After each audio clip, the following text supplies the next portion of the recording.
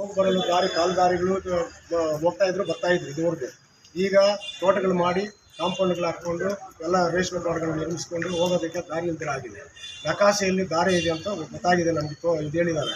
ಅದರಿಂದ ಈ ನಕಾಶೆಯಲ್ಲಿ ಎಲ್ಲಿ ದಾರಿ ಇದೆಯೋ ಅಲ್ಲಿ ತೋರಿಸ್ಕೊಟ್ರೆ ನಾವು ಹೋಗಿ ಬರಲು ಅನುಕೂಲವಾಗ್ತದೆ.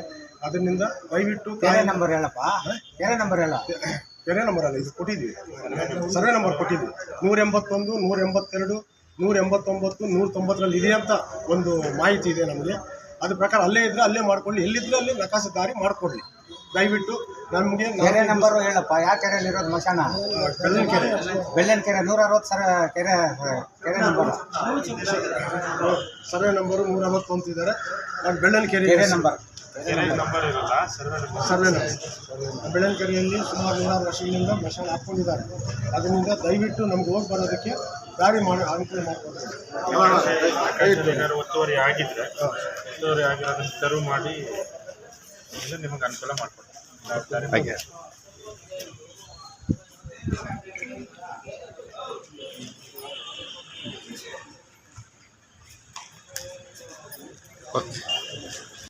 ಎಲ್ಲರಿಗೂ ಸಹಕಾರ ಆಗ್ತದೆ, ಸಾರ್ವಜನಿಕರಿಗೆ ಎಲ್ಲರೂ ಮುಕ್ತವಾಗಿ ಹೋಗಿ ಬರುವುದು ಹಾಗೂ ಅಕ್ಕಪಕ್ಕದಲ್ಲಿರುವಂಥ ಇವರು ಏನು ಜಮೀನಿದೆ ಅವರು ಕೂಡ ಅನುಕೂಲ ಆಗುತ್ತೆ ಅಂತ ಈ ಮೂಲಕ ಎಲ್ರಿಗೂ ಈ ಮೂಲಕ ತಿಳಿಸ್ಕೊಡ್ತೀವಿ. ಕೃಷ್ಣಮೂರ್ತಿ ಚಂಬಾರಸನಹಳ್ಳಿ ತಾಲೂಕಿನಲ್ಲಿ ಮತ್ತು ಬೇಜಾಪ್ ತಾಲೂಕು ಕೆಲಸ ಮಾಡಿ ಹೋಗ್ತೀವಿ.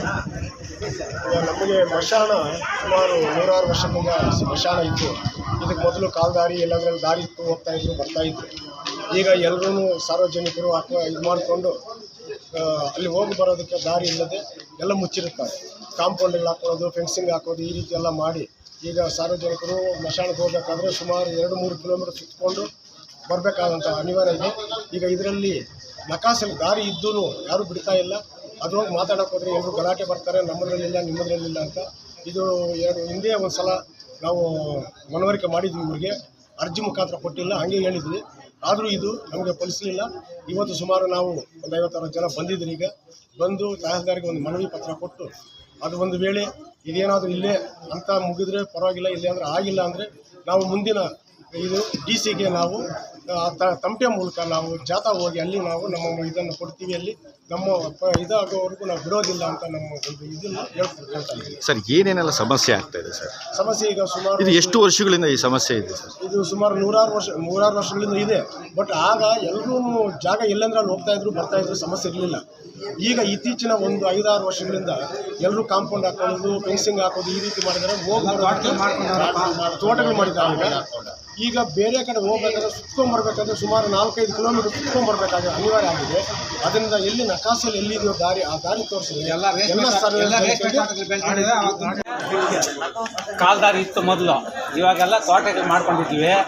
ಅದು ದಾರಿ ಎಲ್ಲಿತ್ತು ಅಂತ ಗೊತ್ತಿಲ್ಲ ನಮಗೆ. ನಮ್ಮ ತೋಟಗಳಲ್ಲಿ ದನ ಕರುಗಳೆಲ್ಲ ಹಿಡ್ಕೊಂಡು ಹೋಗ್ತಾರೆ. ನಾವೇನು ಅವ್ರಿಗೆ ಹೇಳ್ತಾ ಇರೋದು ಅಂದರೆ ಅವ್ರಿಗೆ, ನಿಮ್ಗೆ ನಕಾಸಲ್ಲಿ ದಾರಿ ಇದ್ದರೆ ನೀವು ಇಲ್ಲೇ ಮಾಡ್ಕೊಳ್ಳಪ್ಪ, ನಮಗೇನು ಅಭ್ಯಂತರ ಇಲ್ಲ. ನಕಾಸಲ್ಲಿ ಎಲ್ಲಿದ್ದರೆ ನೀವು ಅಲ್ಲಿ ದಾರಿ ಮಾಡ್ಕೊಳ್ಳಿ ಅಂತ ಹೇಳ್ತಾ ಇದ್ದೀವಿ ಅವ್ರಿಗೆ. ಅದಕ್ಕೋಸ್ಕರ ದಾರಿ ಎಲ್ಲಿದ್ದರೆ, ಯಾವ ಜಮೀನಲ್ಲಿ ನಕಾಸಲ್ಲಿ ದಾರಿ ಇದ್ದರೆ ಆ ಜಮೀನಲ್ಲಿ ದಾರಿ ಮಾಡಿಕೊಡ್ಲಿ.